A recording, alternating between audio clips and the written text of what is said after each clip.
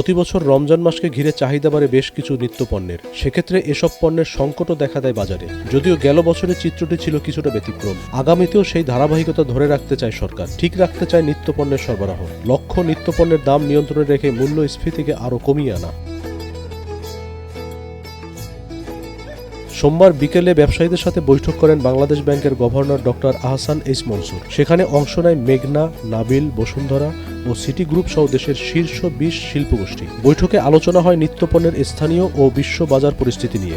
আজকে আসলে মিটিংটা ছিল আমাদের শুধুমাত্র নিত্য প্রয়োজনীয় যে আছে তার বাজারটা কিভাবে নিয়ন্ত্রণ করা যায় এর একটা গাইডলাইন উনি আমাদের দিয়েছেন, এবং আমরা যাতে এলসিগুলো করতে পারি, যাতে কোনো সমস্যা না হয় এলসিগুলোর ক্ষেত্রে, সে বিষয়গুলো নির্দেশনা দিয়েছে।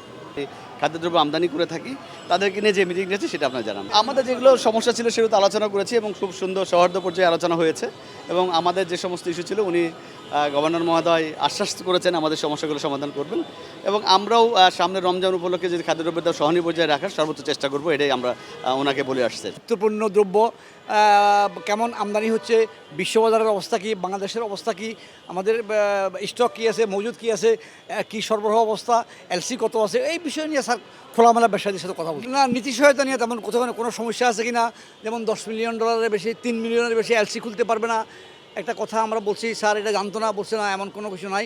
3 মিলিয়ন কোনো এসেনশিয়াল আইটেম থেকে মেশিনারির জন্য যেভাবে যাদের যে চাহিদা, ওই চাহিদা অনুযায়ী এলসি করতে পারবে, কোনো সমস্যা নাই।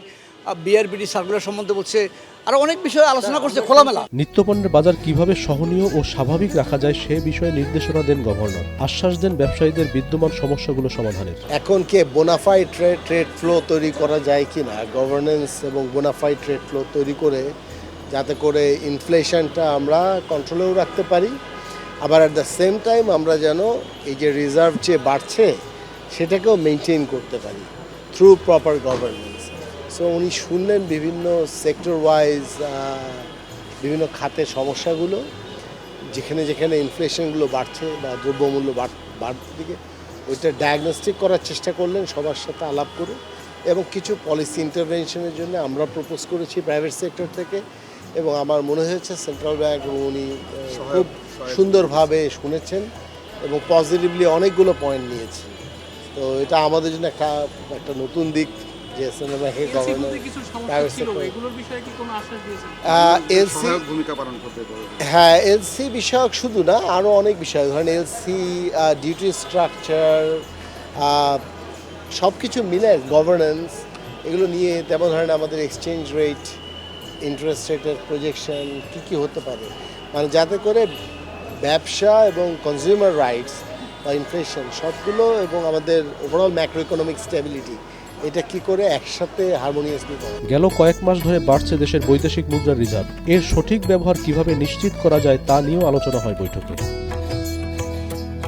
মোস্তাফিজুর রহমান, নয়াদিগন্ত।